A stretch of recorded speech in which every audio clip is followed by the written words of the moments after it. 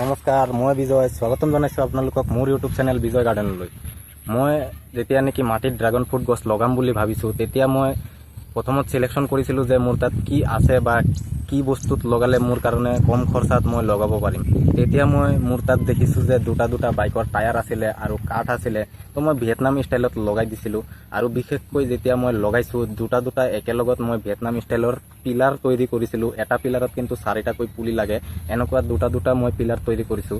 এই পিলাৰবোৰ যেতিয়া তৈৰি কৰিছোঁ, পুলি মই লগাইছিলোঁ কিন্তু বহুত। মই আপোনালোকক প্ৰথম ভিডিঅ'টোত কৈছিলোঁ, সেই প্ৰথম ভিডিঅ'টোত কিন্তু মই কৈছোঁ যে মই বহুত আৰু গছ লগাম বুলি, সেইটো কাৰণে পুলি লগাই ৰাখিছোঁ। বিশেষকৈ কোনখিনি জেগাত মই লগাইছোঁ সেইটো মই অলপ আপোনালোকক দেখুৱাব বিচাৰোঁ। ইয়াত মোৰ অলপ ভুল হৈ গৈছে, আৰু ভুলটো কেনেকুৱা হৈছে সেইটোও মই আপোনালোকক এতিয়া দেখুৱাব ওলাইছোঁ। আপোনালোকে এনেকুৱা ভুল কেতিয়াও নকৰিব, যাতে আপোনাৰ ড্ৰাগন ফ্ৰুট গছটো বাঢ়িবৰ কাৰণে সময় বা টাইম বহুত লাগে। মোৰ এতিয়া এনেকুৱাই হৈছে, মোৰ ড্ৰাগন ফ্ৰুট গছটো বাঢ়িবৰ কাৰণে টাইম লাগি আছে। এনেকুৱা টাইম লগাৰ কাৰণ কি মই আপোনালোকক এতিয়া অলপ দেখুৱাব ওলাইছোঁ। দুটা পিলাৰ লগাইছোঁ। এটা পিলাৰত এতিয়া টায়াৰৰ ওপৰত ঠানি বা ব্ৰাঞ্চবোৰ উঠিব অৱস্থা, আৰু এটা টায়াৰৰ বা পিলাৰৰ কাটিং বা ঠানিবোৰ এতিয়াও বাঢ়িবৰ কাৰণে আৰম্ভই হোৱা নাই। তো কেনেকুৱা কি অৱস্থা মই এতিয়া আপোনালোকক অলপ দেখুৱাব বিচাৰিছোঁ। আপোনালোকে চাওক, এতিয়া ইয়াত মই দুটা একেলগত পিলাৰ লগাইছিলোঁ।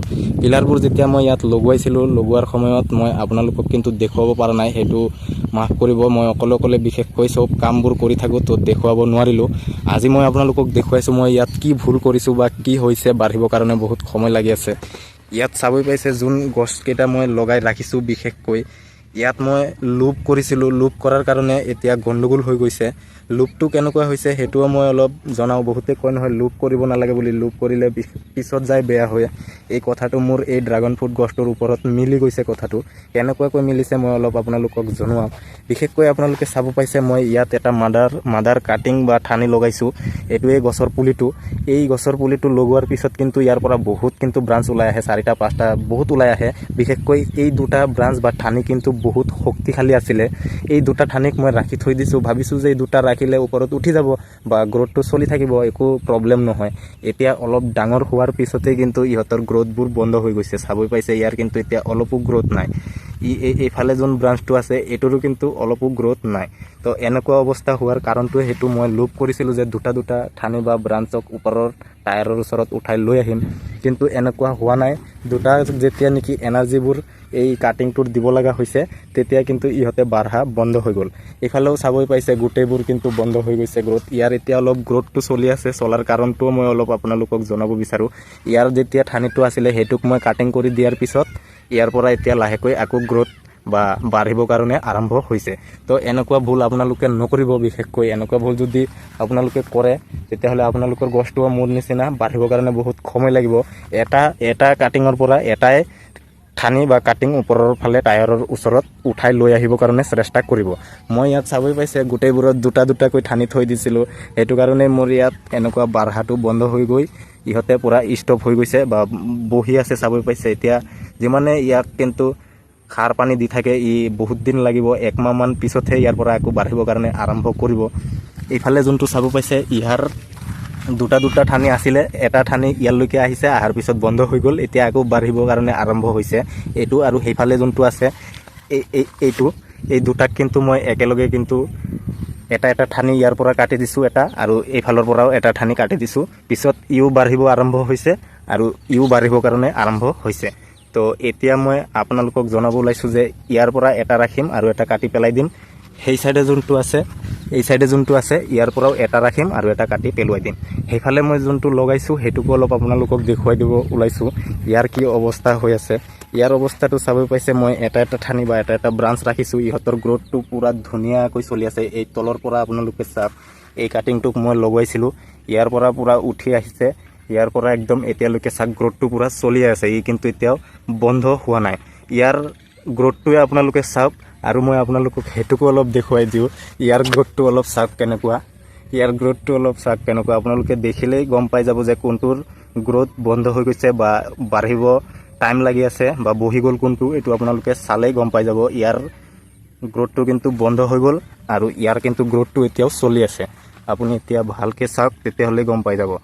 ইহঁতক মই এটা ব্ৰাঞ্চ বা ঠানি ৰাখিছোঁ বুলি পূৰা ধুনীয়াকৈ আৰামছে এতিয়ালৈকে বাঢ়ি গৈ আছে।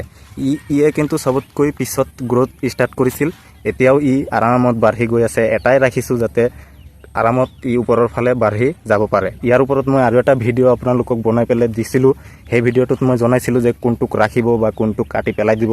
সেইটো আপোনালোকে চাব, তেতিয়াহ'লে আপোনালোকৰো আইডিয়া হ'ব যে কোনটো ৰাখিলে বিশেষকৈ আমাৰ টায়াৰৰ ওপৰত জল্দি উঠি আহিব। তো ইয়াক মই এতিয়া আপোনালোকক দেখুৱালোঁ। ইফালে যোনটো আছে চাক, এইটোও কিন্তু পূৰা এতিয়াও বাঢ়ি আছে, ইও কিন্তু বন্ধ হোৱা নাই। মই ইয়াক দি ৰাখিছোঁ এইটো মেটেকা, কাৰণ ই যদি পূৰা এইটোৰ লগত লাগি থাকে বাটামটোৰ লগত, তেতিয়াহ'লে এই গ্ৰ'থটো ভাঙি গ'লে কিন্তু আৰু বেছি টাইম লাগিব বাঢ়িবৰ কাৰণে। তো এইটো কাৰণে ইয়াৰ লগত মই অলপ ছাপৰ্ট দি ৰাখিছোঁ, যাতে ইয়াৰ লগত ঘঁহনি খাই একো প্ৰব্লেম নাহে। তো এইটোকো মই আপোনালোকক দেখুৱালোঁ। আৰু এইফালে যোনটো অৱস্থা, এইটো তলৰ পৰা এবাৰ দেখুৱাই দিওঁ। ইয়াৰ পৰা ষ্টাৰ্ট হৈছে চাক, একদম ওপৰলৈকে ই উঠি গৈ আছে, আৰু বেছি দিন নালাগে ওপৰৰ টায়াৰৰ ওচৰত আহি যাব।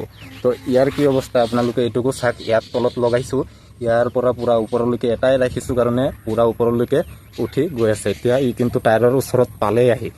চবেই কিন্তু আৰু এটা বস্তু কয়, কথাটো কয় যে ইয়াত কাটি দিবৰ কাৰণে। এতিয়া টায়াৰৰ ওচৰত আহি পাইছে, ইয়াত যদি কাটি দিয়ে তেতিয়াহ'লে কিন্তু ই 3-4টাকৈ একেলগে ব্ৰাঞ্চ বা ঠানি দিব। সেইটো আপোনালোকৰ বিশেষকৈ বেছি ভাল হ'ব বুলি কয়। কিন্তু আপোনালোকক মই জনাওঁ, যদি আপোনালোকে জল্দি 8 মাহ বা 10 মাহৰ ভিতৰতে ফল আপোনাৰ ড্ৰাগন ফ্ৰুট গছটোৰ পৰা ল'ব বিচাৰে, তেতিয়াহ'লে কিন্তু ইয়াক প্ৰুনিং নকৰিব। ই নিজে যেতিয়া এইফালেদি আহি এইফালেদি যেতিয়া ই উঠি আহি পেলাই এইফালে টায়াৰৰ পৰা ই লটকিব, যেনেকুৱা নেকি ইহঁতে ঝুলি আছে, আপোনালোকে চাবই পাইছে। ইহঁতৰ নিচিনা যেতিয়া নেকি ঝুলি থাকিব, তেতিয়া কিন্তু ই 8 মাহৰ ভিতৰতে ফুল ফল দিবৰ কাৰণে সক্ষম হৈ যাব। তো ইয়াকো মই কেনেকুৱা অৱস্থা হৈ আছে দেখুৱাই দিলোঁ চাক। ইয়াৰো গ্ৰ'থটো এতিয়াও ধুনীয়া চলিয়ে আছে, বন্ধ হোৱা নাই। এইফালে যোনটো এইটো কিন্তু 4টা ছাইড বা 4টা ক্ষীৰ ইয়াৰ, চবেই কিন্তু এনেকুৱা, এইটো চাক মই দেখুৱাই দিওঁ 4টা ছাইড বা 4টা ক্ষীৰ কেনেকুৱা হৈ আছে। এইটো এটা, এইটো 2টা, এইটো 3টা, এইফালে এটা চাবই পাইছে, এইটো হ'ল 4 নম্বৰ, এইটো হ'ল 4 নম্বৰ। তো 4টা ছাইড বা ক্ষীৰা আছে ইয়াৰ। তো এই 4টা ছাইড দেখুৱাই কিন্তু মাৰ্কেটত বহুত ফ্ৰড কৰি থাকে বা ঠগুৱাই মানুহক, যে এইটো বেলেগ ভেৰাইটি কৈ পেলাই ঠগুৱাই থাকে। আপোনালোকে কিন্তু এইটো চাই চিন্তি পেলাইহে গছটো কিনিব, যে এইটো কি ভেৰাইটি বা কি নাম চাম চব ভালদৰে জানি ল'ব। বিশেষকৈ এইবিলাক হোৱাৰ কাৰণ এটাই, যেতিয়া নেকি আপোনাৰ তলত খাৰ পানী আপুনি ভালদৰে দি থাকিব, তেতিয়া ইয়াৰ তলত যেতিয়া এনাৰ্জিটো বহুত থাকিব, ইমান এনাৰ্জি ওপৰৰ ফালে ঠেলিব, 4টা ছাইড 5টা ছাইডো ওলাই যাব পাৰে। মই যিমানখিনি এক্সপিৰিয়েঞ্চ কৰিছোঁ বা মই মোৰ দেউতাৰ লগত থাকি যিমান দিন ধৰি বাগান বা খেতি কৰি আছোঁ, মই গম পাই আছোঁ। আপুনি জৈৱ সাৰ যদি তলত দি ৰাখে, তেতিয়াহ'লে এনাৰ্জি ইমান তলৰ পৰা ওপৰলৈ ঠেলি দিয়ে, 4টা 5টা ছাইড বা ক্ষীৰাও আহিব পাৰে ইয়াৰ নিচিনাকৈ, যেনেকুৱা ই 4টা ছাইড বা ক্ষীৰা আহিছে। তো ইয়াৰ গ্ৰ'থবোৰ চাবই পাইছে, এটা ঠানি ৰখাৰ কাৰণে ধুনীয়াকৈ এতিয়াও গ্ৰ'থ চলি গৈ আছে, এতিয়ালৈকে বন্ধ হোৱা নাই। আৰু 1-2 মাহৰ ভিতৰতেই ই টায়াৰ পাৰ কৰি ঝুলি আহিব তলৰ ফালে। তো আজিৰ এই ভিডিঅ'টোত মই আপোনালোকক যোনটো দেখুৱাব ওলাইছোঁ, আপোনালোকে মোৰ নিচিনাকৈ লোভ নকৰিব। প্ৰথমত চেষ্টা কৰিব এটাই ওপৰত টায়াৰৰ ওচৰত উঠাবৰ কাৰণে, পিছত আমি এই টায়াৰৰ পৰা বহুত ৰাখিব পাৰিম। এটাৰ পৰাই 5টা 6টাকৈ ঠানি ৰাখিব পাৰিম। এটা গছৰ পৰাই 5টা 6টাকৈ ঠানি ওপৰৰ ফালে ৰাখিব পাৰিম। এতিয়াই যদি ৰাখি দিওঁ 2টা 3টাকৈ, এইটোৰ নিচিনা গ্ৰ'থটো বন্ধ হৈ যায়।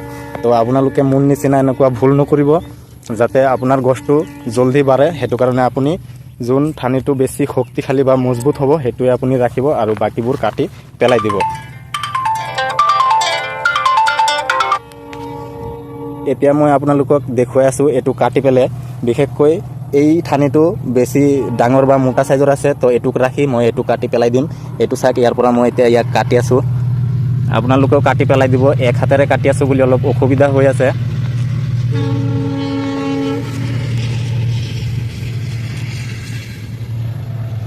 এনেকুৱাকৈ চাকু যেতিয়া নেকি কাটিব পাৰিলে কাটাৰ লৈ ল'ব। এনেকুৱা ডাঙৰ হৈ গ'লে ঠানিটো, বিশেষকৈ ডাঙৰ হৈ যোৱাৰ পিছত ইয়াৰ হাৰ্ডিটো বহুত মজবুত হৈ যায়। এই হাৰ্ডিটো কিন্তু পটককৈ কাটা নাযায়। এই হাৰ্ডিটোক কাটিবৰ কাৰণে কিন্তু কাটাৰৰ দৰকাৰ পৰে। তো আপোনালোকে এতিয়া চালে মই এটাক ৰাখি আৰু এটা কাটি পেলাই দি আছোঁ। এইটো কিন্তু বহুতে নতুন পুলি বনায়, এইটোক নতুন পুলিও বনাব নোৱাৰি। ইয়াৰ পৰা যদি পুলি বনায়, য'ত নেকি আমি গেৰাণ্টি দি কওঁ যে 8 মাহ 10 মাহৰ ভিতৰতে ফুল ফল পাবৰ কাৰণে সক্ষম হ'ব, কিন্তু ইয়াক লগালে মিনিমাম 6 বছৰৰ পৰা 8 বছৰ সময় লাগিব ফুল ফল পাবৰ কাৰণে। তো ইয়াক কিন্তু আমাৰ এটা ডাষ্টবিনৰ ভিতৰত পেলাই দিব লাগিব। এটাক কাটি দিলোঁ, আপুনি এতিয়া চাবই পালে। তো মই আৰু এটা ইফালে যোনটো আছে সেইটোকো কাটি আছোঁ, আপোনালোকে চাওক। তো ই বেছি শক্তিশালী আছে, ইয়াক ৰাখি পেলাই ইয়াক কাটি পেলাই দিম। তো ইয়াক মই ইয়াৰ পৰা কাটি আছোঁ। এনেকুৱাকৈ আপোনালোকেও কাটি পেলাই দিব, যাতে সি বাঢ়িবৰ কাৰণে এটাকে এনাৰ্জিটো দিব পাৰে আৰু জল্দি সেই ঠানিটো ওপৰৰ ফালে টায়াৰৰ ওপৰত উঠি আহে। তো ইয়াকো মই কাটি দিলোঁ, চাবই পাইছে। মই এতিয়া ইয়াৰ আপডেট আকৌ 1 মাহমান পিছত দেখুৱাম। তো এই দুটা ঠানিক মই কি কৰোঁ সেইটোও আপোনালোকক অলপ দেখুৱাই দিওঁ।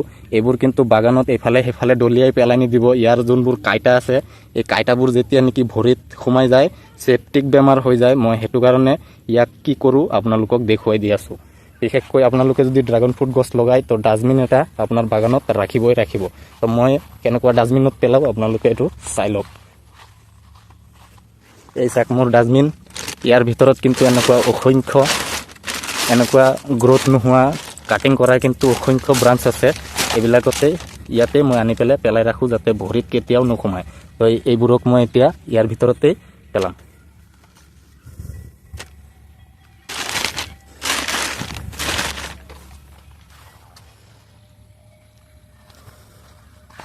আৰু আজি বিশেষকৈ মই এই ভিয়েটনাম ৰেড ড্ৰাগন ফুলটোক পলিনেশ্যন কৰিবলৈ পাম। আপোনালোকক মই শ্বৰ্ট ভিডিঅ'ত দেখুৱাম। আপোনালোকে short video' time to time চাব। শ্বৰ্ট ভিডিঅ'টো বহুত ইনফৰ্মেশ্যন দি ৰাখোঁ মই। সেইফালেও আৰু এটা আহিছে, সেইটোকো দেখুৱাই আপোনালোকৰ পৰা এই ভিডিঅ'টোত বিদায় ল'ব ওলাইছোঁ। তো এই ভিডিঅ'টোত মই আপোনালোকক এই পলিনেশ্যন কৰি দেখুৱাব নোৱাৰিলোঁ, কাৰণ এইকেইটা ফুলিবৰ কাৰণে আৰু সময় লাগিব। এতিয়া মই আপোনালোকক জনাব বিচাৰোঁ, যদি আপোনাৰ এই ভিডিঅ'টো ভাল লাগিছে, ভিডিঅ'টো লাইক কৰিব। চেনেলত যদি আপুনি নতুন আহিছে, চেনেলটো ছাবস্ক্ৰাইব কৰিব। আকৌ লগ পাম নতুন ভিডিঅ'ৰ সৈতে। এতিয়ালৈকে বাই বাই, হেপ্পী গাৰ্ডেনিং।